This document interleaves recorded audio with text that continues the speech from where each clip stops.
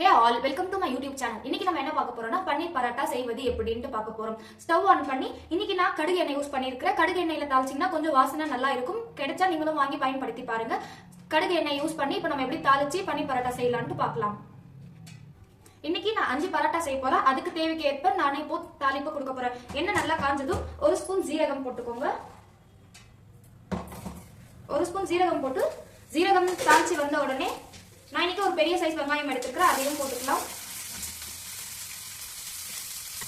இது கூடவே இப்ப நான் பொடியா நறுக்கி வச்ச 7-8 பூண்டு 5 பச்சை மிளகாயை போட போகிறேன். கொஞ்ச நேரம் லைட்டா வதங்கினால் போதும், ரொம்ப வதங்க வேண்டிய அவசியம் இல்லை. ஒரு 2 நிமிடம் ஸ்லோ ஃப்ளேம்ல வச்சு வதக்கி கொள்ளவும். ஸ்லோ ஃப்ளேம்ல 2 நிமிஷம் வச்சு வதக்கியாச்சு. இப்போ இந்த வதக்கினதை எடுத்து நம்ம பன்னீர் துருவனதுல எடுத்து கொட்டி கொள்ளவும். இப்போ நான் நேற்று நைட்டு 1 லிட்டர் பால் எடுத்து அதில் பன்னீர் செஞ்சு வச்சிருக்கிறேன். உங்களுக்கு பன்னீர் செய்யறதுக்கு எப்படி தெரியலன்னா வீட்டிலேயே எளிய முறையில் பன்னீர் எப்படி செய்வதுன்றது நான் ஆல்ரெடி வீடியோ அப்லோட் பண்ணியிருக்கிறேன். உங்களுக்கு லிங்க் டிஸ்கிரிப்ஷனில் கொடுக்குறேன், வேணும்னா அதையும் போயிட்டு பார்த்துக்கோங்க. இப்போ இந்த பன்னீர் கேரட் துருவுறதுல 1 லிட்டர் பால் எடுத்து பன்னீர் துருவி வச்சிருக்கிறேன். இப்போ இந்த துருவன பன்னீர்ல நம்ம இப்போ வதக்கின வெங்காயத்தை எடுத்து இதில் போடுவோம். இப்போ இது கூட தேவைக்கேற்ப உப்பு, 1 டீஸ்பூன் சில்லி பவுடர், கொஞ்சமா மஞ்சள் தூள், 1 டீஸ்பூன் கரம் மசாலா, 1 டீஸ்பூன் தனியா தூள்.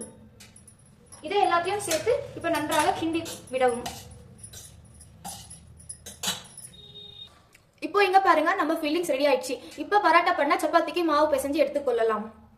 இன்னைக்கு நான் 5 பேருக்கு செய்யற அளவுக்கு சப்பாத்திக்கு மாவு பிசைஞ்சு வச்சிருக்கிறேன். நார்மலா பிசைறதை விட பரோட்டா செய்யும்போது கொஞ்சம் மாவு எக்ஸ்ட்ரா தேவைப்படும். கொஞ்சம் எக்ஸ்ட்ரா சேர்த்து பிசைஞ்சு கொள்ளவும். இப்போ நான் ஒரு பரோட்டா செய்யறதுக்கு சப்பாத்தி மாவு உருட்டி மாவுல கொஞ்சம் டிப் பண்ணி எடுத்துக்கிறேன். இப்போ என்ன பண்ணலன்னா ஃபில்லிங்ஸ் வைக்கிறதுக்கு ஃபர்ஸ்ட் ஒரு 2 தை கொஞ்சம் ரவுண்டா வர மாதிரி தேய்ச்சிக்கோங்க. அப்பதான் நம்மளுக்கு ஃபில்லிங்ஸ் வைக்க கொஞ்சம் கம்ஃபர்டபுளா இருக்கும். நியூ பிகினரா இருந்தீங்கன்னா கொஞ்சம் இப்படி நல்லா தேய்ச்சிட்டீங்கன்னா இப்போ நம்ம இதுக்குள்ள ஃபில்லிங்ஸை வைக்கலாம். கொஞ்சம் ஃபில்லிங்ஸ்ல லாஸ்ட்ல நீங்க கொத்தமல்லி இருந்தா கொத்தமல்லி போட்டுக்கோங்க, கொஞ்சம் வாசனை இருக்கீங்க பாருங்க. இப்போ நான் ஃபில்லிங்ஸ் உள்ள வச்சுட்டேன். இப்போ எப்படி மூடுறேன்னு பாருங்க. இப்படியே வச்சுட்டு ஃபுல்லா இந்த எல்லா ரவுண்டுமே உங்க ஜாயிண்ட்டுக்கு வர மாதிரி எடுத்துக்கோங்க. இங்க பாருங்க, அப்படியே எல்லா ரவுண்டுமே இப்போ உங்க ஜாயிண்ட்டுக்கு வந்துடுச்சு. வந்த அப்புறம் நல்லா இப்படி ரவுண்ட் பண்ணிக்கோங்க.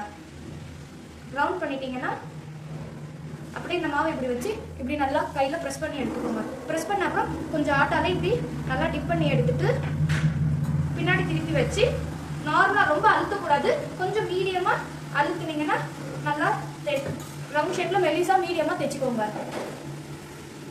இப்போ தேய்ச்சின பரோட்டாவை இப்போ ஸ்டவ்ல போட்டுருக்கோம், பார்க்கலாம் எப்படி வருது சொல்லிட்டு. இங்க பாருங்க, இப்படி 2 பக்கமும் திருப்பி போடுங்க. நல்லா பொன்னிறமா வந்த அப்புறம் இங்க நெய் எடுத்து நெய் யூஸ் பண்ணுங்க. நெய் தடவுனீங்கன்னா நல்லா வாசனையா சூப்பரா இருக்கும். ஓரத்துல நெய் தடவிக்கோங்க, அப்பதான் நல்லா 4 பக்கமும் வெந்து வரும். அப்புறம் என்ன பண்ணுங்க, பிடிச்சிருந்தா லைக் பண்ணுங்க, ஷேர் பண்ணுங்க, சப்ஸ்கிரைப் பண்ணுங்க. எதனா டவுட்னா கமெண்ட் பண்ணுங்க, நான் ரிப்ளை பண்றேன். அவ்வளவுதாங்க, வீட்டிலேயே எளிய முறையில் பன்னீர் பரோட்டா செய்வது எப்படின்னு பார்த்துட்டோம். அவ்வளவுதாங்க, பன்னீர் பரோட்டா ரெடி ஆயிடுச்சு. எடுத்து ஒரு பிளேட்ல வச்சு சர்வ் பண்ணி நல்லா சாப்பிடுங்க. தேங்க்யூ.